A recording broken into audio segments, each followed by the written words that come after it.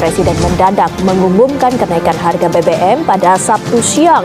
Warga kaget, tidak menyangka pemerintah tega menaikkan harga BBM di tengah kondisi ekonomi yang masih sulit. Saudara, aksi mahasiswa memprotes kenaikan harga bahan bakar minyak terus berlangsung. Di Malang, Jawa Timur, mahasiswa dari beberapa kampus berkumpul menyuarakan penolakan mereka atas naiknya harga BBM. Dengan membakar ban dan membentangkan spanduk penolakan kenaikan harga BBM, aliansi siswa UNR tidak disampaikan bahwa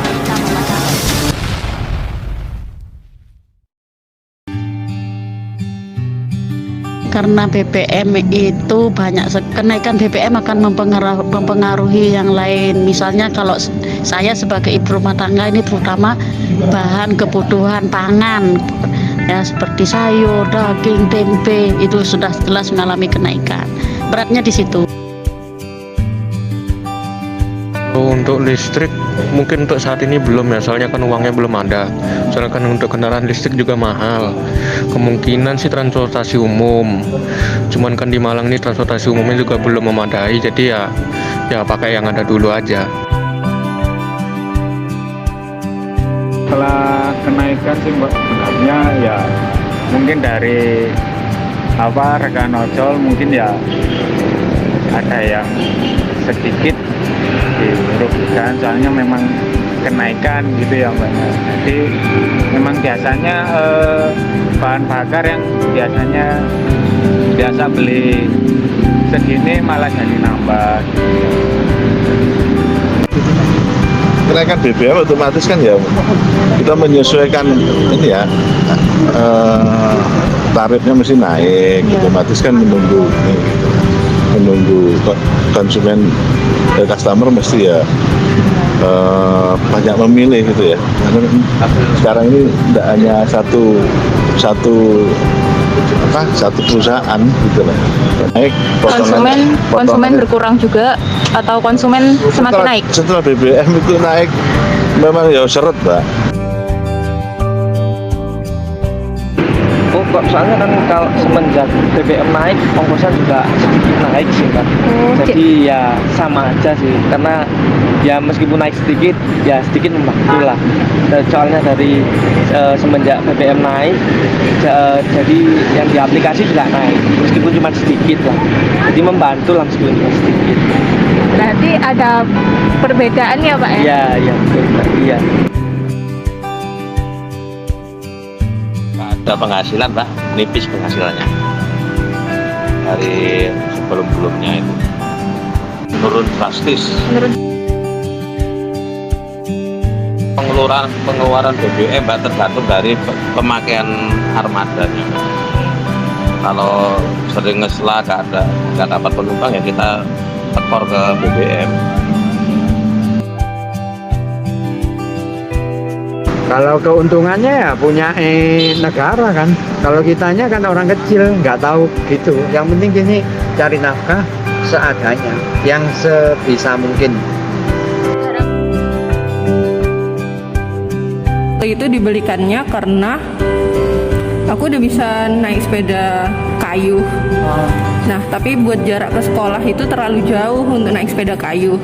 Sedangkan naik motor itu masih belum kuat, masih belum, injekannya itu masih belum nyampe gitu. Akhirnya dibelikan motor listrik yang lebih enteng tapi tidak perlu mengayuh kayak gitu. Terus keinginannya dari aku dan adik aku ya karena kebutuhan untuk ke sekolah kan nggak bisa bawa motor. Tapi kalau naik sepeda kayu itu terlalu jauh.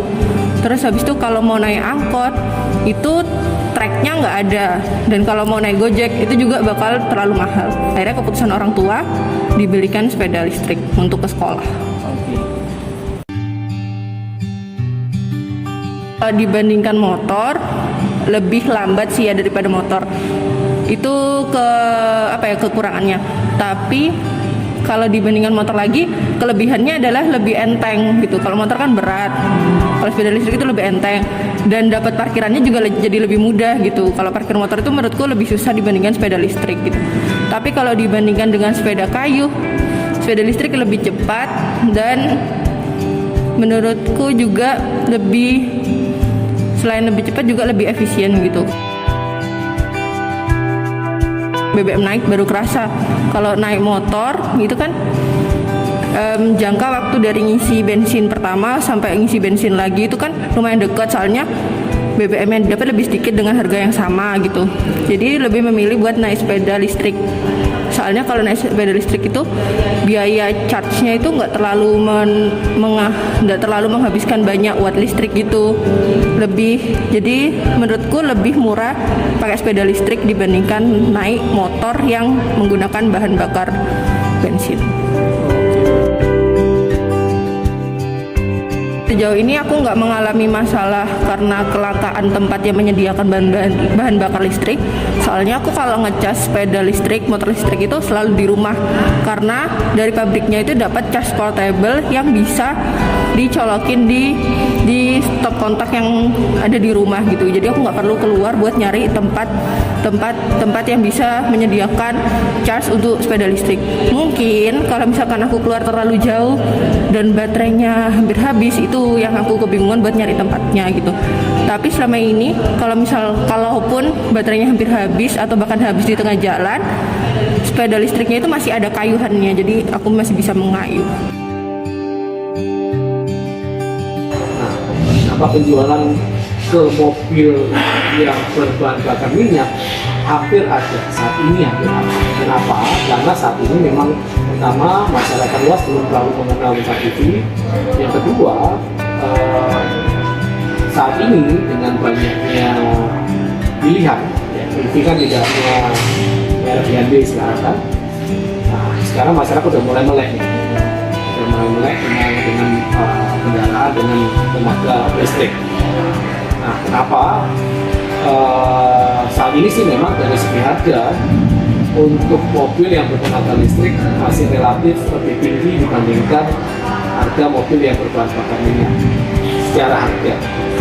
Tapi untuk biaya operasionalnya memang sangat murah. Nah, ini yang dari hari ke hari ke depannya kita sudah melihat dampak positif penerimaan dari masyarakat tentang kenyamanan mobil listrik, dan itu nantinya pasti akan berpengaruh ke mobil yang berbahan bakar minyak. Populasi mobil yang berbahan bakar minyak nanti tentunya nggak akan hilang sih, cuma nanti mungkin populasinya akan berkurang dan mungkin dengan mobil listrik yang seimbang. Jadi kalau tanya dampaknya hampir sudah mulai terdampak lah pasti. Jadi segi bahan bakar aja sekarang kita tahu bahwa bahan bakar kan naiknya. Pertalite harga sekarang 10.000 per liter, pertamax 14.300-an ya, 14.300 per liter. Pertamax turbo juga di atas itu.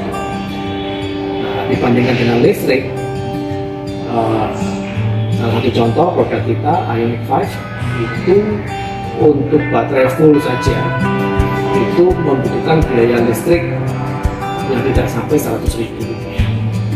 Bisa untuk menempuh jarak hampir 500 km. Jadi sangat irit banget. Jadi kalau mobil bahan bakar minyak full tanknya mungkin 30-40 liter, kalikan aja sekarang Pertalite. Ini udah 400 ribuan. 100 ribu dibanding 100 ribu. Tempurnya hampir sama. Jadi udah sangat murah. Kemudian mobil listrik tidak ada pengisian oli mesin. Tidak ada oli mesin. Oli transmisi pun tidak ada. Jadi ya jauh lebih hemat betul.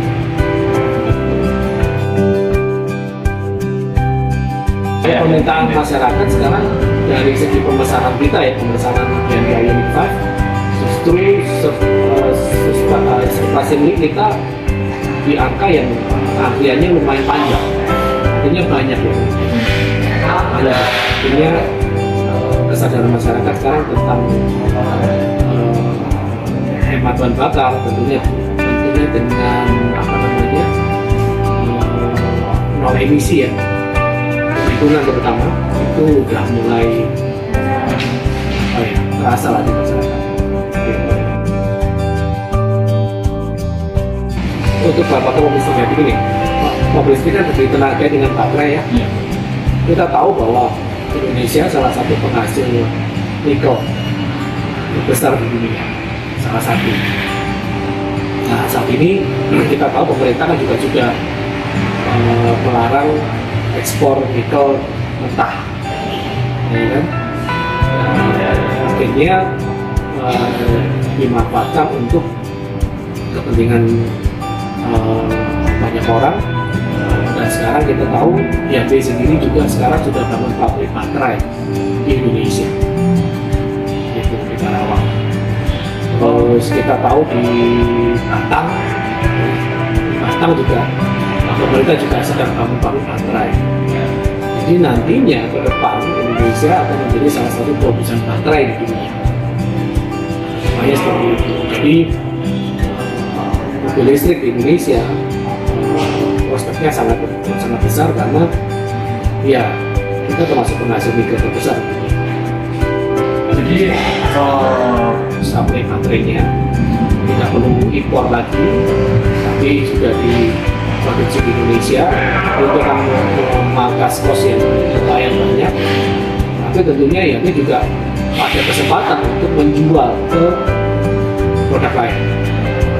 Artinya ya dia juga bisa jadi produsen. Dan saat ini juga di lokasi-lokasi public service itu sudah banyak disediakan yang namanya SPKLU, stasiun pengisian kendaraan listrik umum. Ini contoh di Malang ya, di Malang di PLN Kayu Tangan itu sudah ada SPKLU. Kemudian ada di tempat kami juga ada, di Matos juga ada. Sabuka juga ada. Kalau kita ke arah jalan tol hampir di semua rest area itu sudah tersedia SPKLU. Nah, bahkan di Jakarta sendiri sekarang di SPBU itu di situ sudah disediakan charging station juga SPKLU. Jadi ke depan akan cukup banyak ya infrastruktur untuk mensupport kendaraan listrik. Kita tahu barusan di Bali kan ada G20 tuh. Nah, G20 kemarin juga menunjukkan support untuk kendaraan tamu-tamu negara, Ioniq 5 dan Genesis G80. Nah, di Bali apalagi tuh banyak sekali ratusan tempat pengisian kendaraan listrik. Tapi ke depan nggak perlu khawatir sih. Di lokasi-lokasi umum ada, di rumah juga bisa ngecas sendiri. Bahkan kalau di rumah punya alat cas sendiri sudah kayak punya SPBU sendiri. Jadi nggak perlu khawatir. Dan badan PLN juga memberikan fasilitas khusus untuk pemilik mobil listrik. Fasilitas khusus itu seperti harga spesial untuk pemasangan listrik baru. Ya, sambungan listrik baru. Itu harganya sangat spesial. Jadi difasilitasi banget oleh PLN untuk pemilik kendaraan listrik. Ini nggak apa-apa. Jadi emang pemerintah untuk mendukung gitu ya? Banget.